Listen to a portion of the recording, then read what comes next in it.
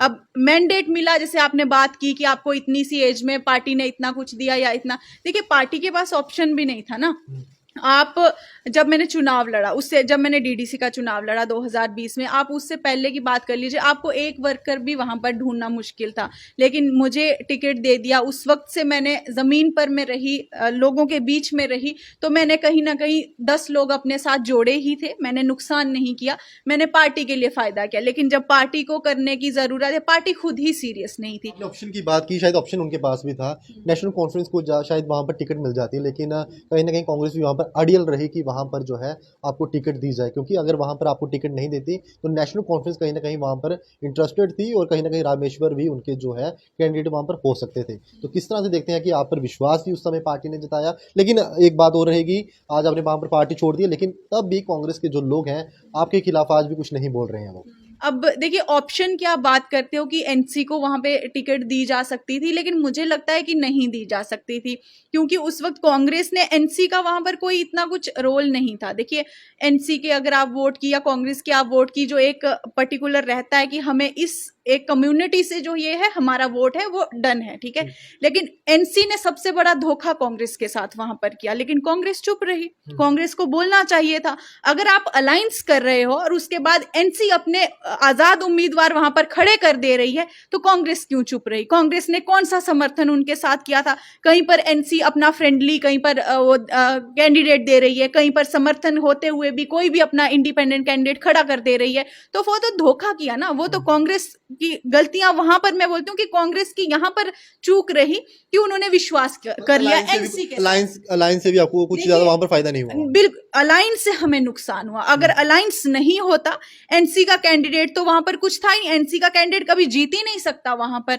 अब एनसी का कैंडिडेट जब आया, उनको पता है कि सरकार जो है घूम फिर के शायद एनसी की बन सकती है। एनसी का कैंडिडेट उन्होंने उतार दिया कि जो एक वोट है जो हम लेकर अपना काउंट करके चल रहे हैं कि 10,000 11,000 जो हमारा वोट है, वो सब जब एक ऑप्शन आता है तो वो सारा वोट कांग्रेस को ना पड़कर बल्कि एनसी को पड़ जाता है। वो सारा वहां पर पड़ा। उसके बाद 2 4 5 हजार वोट यहाँ वहां से लेना कोई बड़ी बात नहीं थी। तो कांग्रेस को क्या मिला वहां पर?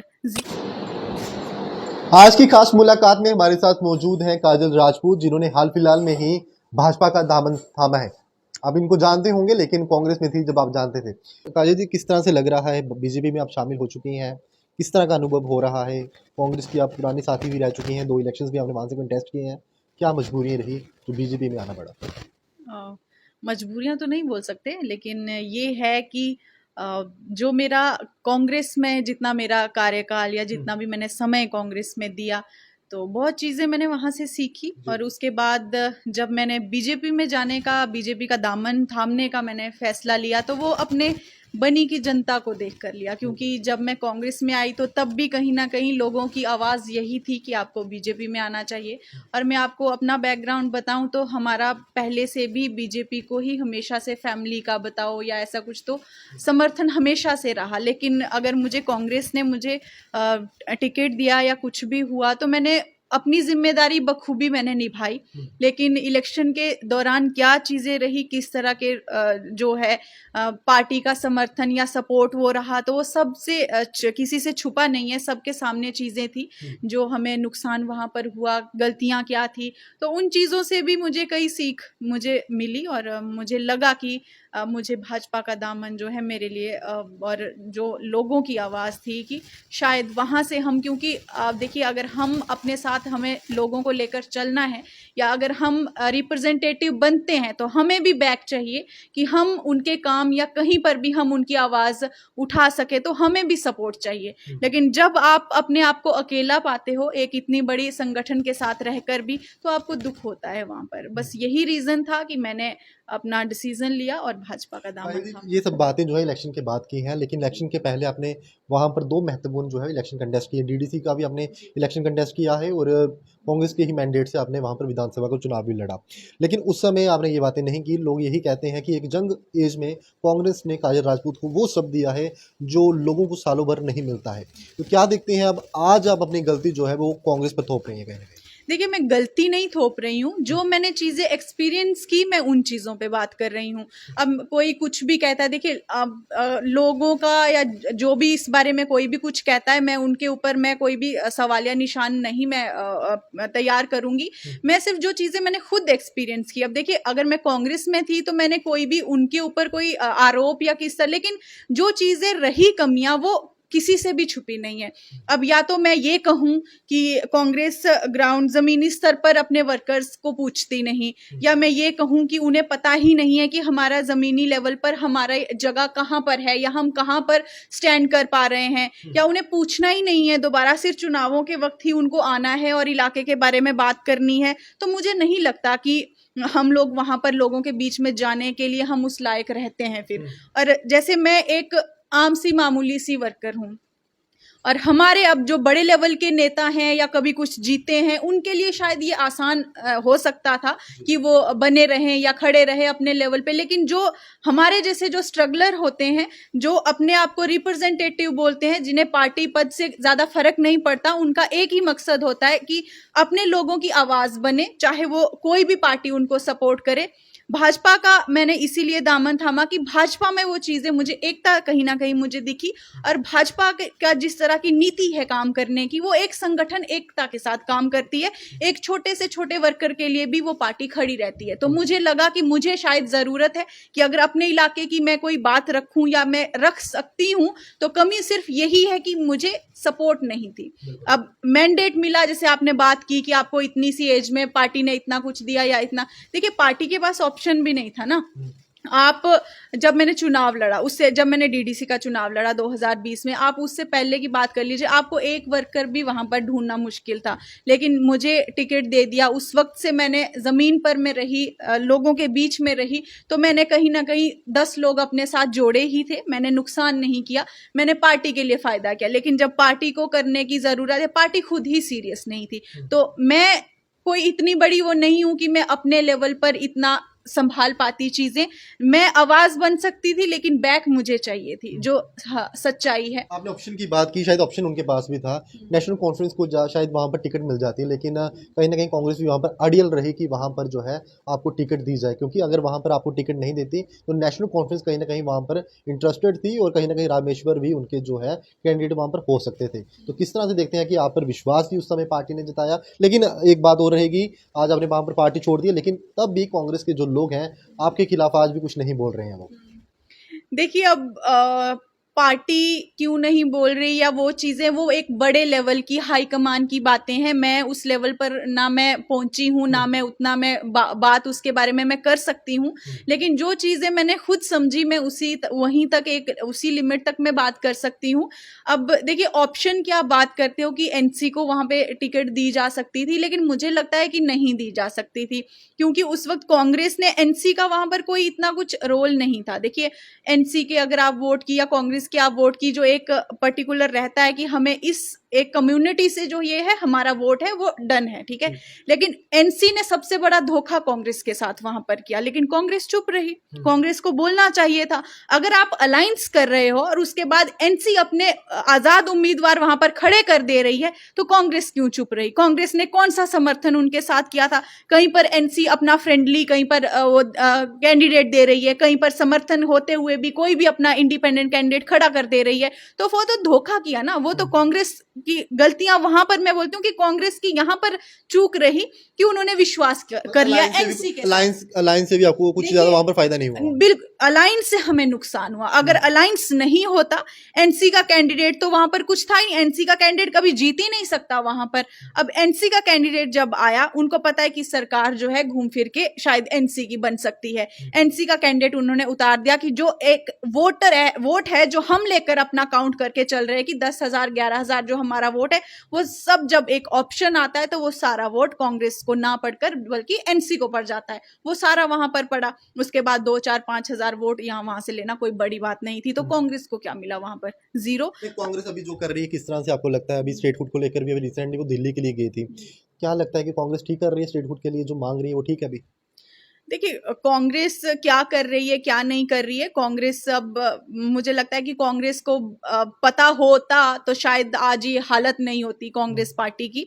और ये चीज इलेक्शन से पहले मांगते तो बिल्कुल, अगर इलेक्शन से पहले उन्होंने जेन्युइन मुद्दे उठाए होते, लोगों के बीच में जाकर आवाज उठाई होती, एक दमखम से जोर लगाया होता, तो शायद आज नतीजे कुछ और होते। लेकिन कांग्रेस पार्टी की अपनी गलतियां रहती हैं कि वो हर जगह चूक कर देती है, अपने आप को पीछे रखती है या लेट हो जाती है। तो अब हम इतने बड़े लेवल की बातें, अब हम शायद क्या सोचना है उनका, ये अब जम्मू लेवल पर जो हैं या दिल्ली लेवल पर जो हैं, उनकी अपनी एक सोच रह सकती है, लेकिन हम एक छोटी सी जगह से, छोटे से कार्यकर्ता हैं, हम अपने इलाके को ही ध्यान में रखकर काम करेंगे और उसी हिसाब से ही आगे बढ़ने की जो एक सोच है वो वैसे चलेंगे। तो वहां का जो छोड़ी कांग्रेस को, बीजेपी के लिए क्या चल रहा है, बीजेपी के लिए क्या मास्टर प्लान है आपके लिए? कांग्रेस में आपने जो दिया वो चलो छोड़िए, वहाँ पे बनी के लिए अभी क्या कर रहे हैं, बनी के लिए क्या प्रपोजल है, बनी के लिए क्या आगे रोड्स के लिए क्या काम क्या हो सकता है, किस तरह से आगे बातचीत चल रही है? देखिए, डेवलपमेंट की जब हम बात करते हैं, जब हम जैसे पॉलिटिक्स में आप आते हो या किसी भी फील्ड में हो, आप सबसे पहले जैसे है कि एक डेवलपमेंट का मुद्दा बड़ा चलता है कि डेवलपमेंट इलाके में होनी चाहिए। डेवलपमेंट हम कहाँ से काउंट करते हैं? देखिए, जिस इलाके में एक रोड ही नहीं होगा, वहां पर आप और कौन सी डेवलपमेंट की बात करोगे? आप कोई भी अच्छे इंफ्रास्ट्रक्चर की वहां पर बात नहीं कर सकते। अगर मैं रोड की बात करूं तो आज भाजपा सरकार के टाइम पे, चाहे वो एलजी प्रशासन का कार्यकाल है या को गवर्नर जो भी रहे, उसके बाद से बनी की आज आप रोडों की हालत देखोगे तो काफी, मैं कहूंगी कि 70% जो है वो हालत सुधरी हुई है। जब रोड आपके हर पंचायत में होंगे, मैं आपको वो भी समय बता दूं कि जब 2-2 महीने हमें अपनी असेंबली घूमने में लगते थे पैदल, हमारे पास रोड नहीं थे। आज शायद 2-3 पंचायतें रह गई होंगी ऐसी जहां पर भी प्रपोजल जा चुके हैं जो बिना रोड के रही हैं, अदरवाइज हर जगह रोड आज पहुंचा है, चाहे सिंगल होगा चाहे कैसा भी होगा, लेकिन आज रोड है। और आने वाले टाइम में मैं आपको विश्वास दिलाती हूँ कि पूरी पूरी मेहनत करेंगे और इलाके के लिए जो भी कमियां कुछ रही हैं, चाहे हमारे बेसिक फैसिलिटीज जैसे नेटवर्क की हमारे कई इलाकों में दिक्कत है, और जो काम कहीं ना कहीं हो भी रहा है। आज जैसे बांजल पंचायत में अभी हमारी डीडीसी मैडम ने उद्घाटन किया, बीएसएनएल टावर वहां पर लगा, सरथल में बीएसएनएल का नेटवर्क वहां पर लगा है। तो इस तरह के काम हो रहे हैं, और जो बाकी चीजें कुछ हैं, हम टाइम टू टाइम प्रपोजल लिख के या मेमोरेंडम जो भी है, हम अपनी हाईकमान को देंगे और पूरी मेहनत के साथ, शिद्दत के साथ अपने इलाके को बढ़ाने के लिए काम करेंगे। एमएलए बनी रामेश्वर सिंह जी का किस तरह के रुझान है, किस तरह का काम कर रहे हैं बनी में अभी? देखिए, एमएलए जी का तो मैं एक बात कहूँ तो वो कुछ सिर्फ आप एक सोशल मीडिया के इर्द गिर्द ही आप बोल सकते हो। देखिए, अब उनका अपना एक तरीका हो सकता है काम करने का, लेकिन मैं आपको ठीक है, जब हमने एक दूसरे के खिलाफ चुनाव लड़ा, चाहे वहां पे 4 कैंडिडेट थे, 5 थे, 6 थे, लेकिन उसके बाद उम्मीद रहती है कि अगर कोई भी जीता है, हमें भी एक्सपेक्टेशंस होती है कि इलाके के लिए काम हो। लेकिन आज जब हम देखते हैं तो काम कुछ नहीं दिखते, आपको सिर्फ वही मनगढ़ंत कहानियां दिखती हैं। कहीं ना कहीं अपने फायदे के लिए उनको काफी, आई थिंक, मतलब शुरू से ही काफी क्रेज था एक नेता या एक लीडर बनने का, या मैं रिप्रेजेंट करूं, लेकिन उसके आप बनो, लेकिन आपको जिम्मेदारियां भी मिलती हैं, आपको उनको भी निभाना पड़ता है। आप सिर्फ सोशल मीडिया में खुद को हाईलाइट करके या झूठ या जबरदस्ती चीजें दिखा के या जो नहीं है वो भी क्रिएट करके दिखा देना, वो सियासत ज्यादा लंबी नहीं चल सकती है। उनको तो अभी शायद 10 महीने, साल ही होने वाला है, लेकिन आज भी देख लो, मतलब वो एमएलए के खिलाफ 3 बार 4 बार मुर्दाबाद के नारे लग गए। उनके ही खिलाफ कई ऐसी चीजें जो उनके ही लोग, कई सपोर्टर थे, आज वो उनके खिलाफ होते हुए दिख रहे हैं। क्यों? क्योंकि उनका झूठ जो है वो सामने आ रहा है। वो बातें भी उन्होंने तब मानी, वो बातें भी उन्होंने तब बढ़ चढ़ कर कही, जो चीजें उन्हें भी पता था कि पॉसिबल नहीं है। लेकिन बनी के लोग भोली भाली जनता है, उन्हें पता था कि मुझे इनको कैसे मूर्ख बनाना है और इस इंसान को कैसे घुमाना है जो मेरा फायदा जिसकी वजह से होगा। उन्होंने बखूबी किया, उसके लिए मैं उनकी प्रशंसा करती हूँ कि वो मास्टर हैं उस चीज में, घुमाने के चक्कर में कैसे मुझे किसको कैसे कहाँ पर कौन सी गोली देनी है और ये इंसान ऐसे घूमने लग जाएगा, वो बखूबी उस चीज में माहिर हैं। तो ठीक है, लेकिन जनता आपसे एक्सपेक्टेशन, उम्मीदें लगाए हुए है। हम उम्मीद करते हैं कि जो आपके 4-5 साल रहे हैं उसमें आप कोई ना कोई रिजल्ट दो, ना कि सिर्फ जो सेंटर के काम आ रहे हैं या पंचायत के जो काम है, जो पुराने काम अभी पास हो रहे हैं। देखिए, चुनाव से पहले की फाइल्स गई हैं, ऑब्वियसली पैसा सैंक्शन होता है, प्रोजेक्ट शुरू होते हुए टाइम लगता है, और जो चीजें हो रही हैं वहां पर अपनी नेम प्लेट लगा देना, आपकी उसमें काबिलियत या आपकी वहां पर ज्यादा डेवलपमेंट वो आपकी नहीं देखी जा सकती। आप अपने लेवल पे प्रोजेक्ट लाइए, आप अपने लेवल पे बनी का मॉडल तैयार करिए, ना कि दूसरों के काम को अपना नाम देकर उसमें अपनी काबिलियत दिखाइए। कायल जी, जिस पार्टी का आपने अभी दामन थामा है वो विश्व की सबसे बड़ी पार्टी है, कितना मुश्किल रहने वाला है अब आपके अपने करियर को लेकर, क्योंकि जिस पार्टी में पहले आप रही कांग्रेस, वहाँ पर आपको सब कुछ मिला, मान सम्मान मिला, आपको टिकट भी वहाँ पर काफ़ी यंग एज में वहाँ पर मिली, लेकिन अब बीजेपी में अगर आपने अपना करियर बनाना है तो कितनी मुश्किल होगी, क्योंकि विश्व की सबसे बड़ी पार्टी है। देखिए, जब मैं कांग्रेस में थी तो वहां पर भी मैंने कोई अपने खुद से मैंने कोई डिमांड नहीं रखी। तब भी मैं लोगों के बीच में रही, काम करती रही, छोटी से वर्कर की तौर पर जितना मैं कर सकती थी। और मैं यहाँ पर भी अगर मैं आई हूँ तो मैंने कोई डिमांड नहीं रखी पार्टी से। मेरी एक ही है कि हाँ, अगर हमें कहीं पर जरूरत पड़ती है पार्टी की तो पार्टी हमें वहां पर हमारे साथ चाहिए। मैंने वहां पर भी और कोई डिमांड नहीं रखी। हमारे इलाके की कोई भी बात होगी, जोरों शोरों से एक बुलंद आवाज के साथ उस बात को रखा जाएगा। और मुझे यही इतनी ही उम्मीद है, पार्टी के साथ वर्कर की तरह काम करेंगे, लेकिन जब हमें जरूरत पड़ेगी पार्टी हमारे साथ खड़ी हो। मेरी इतनी ही एक्सपेक्टेशंस पार्टी से, और मुझे पूरी उम्मीद है कि भाजपा पार्टी पीछे नहीं हटेगी। चलिए, शुक्रिया समय देने के लिए। हमारे साथ बीजेपी में हाल फिलहाल में शामिल हुई काजल राजपूत मौजूद थी, जिनके साथ हमने विस्तार से वार्तालाप की है, जो हाल फिलहाल में पीछे हुआ कांग्रेस में क्या खामियां रही, क्योंकि वो 2 इलेक्शंस वहां से लड़ चुकी हैं और विधानसभा का उन्होंने फिलहाल अभी इलेक्शन लड़ा था, लेकिन उन्होंने जो खामियां थी वो पहले भी जो कांग्रेस के स्टेट अध्यक्ष हैं कर्रा साहब उनके समक्ष रखी थी। हमारी रियासत हमारे हक के जब कार्यक्रम यहाँ पर हुआ तो उन्होंने बताया था कि क्या कमियां रही, कितनी मुश्किलात जो है उन तमाम उम्मीदवारों को आई जिन्होंने इलेक्शन जो है वहां से कंटेस्ट किया। तो फिलहाल अभी वो कांग्रेस छोड़ जो है बीजेपी में शामिल हो चुकी हैं।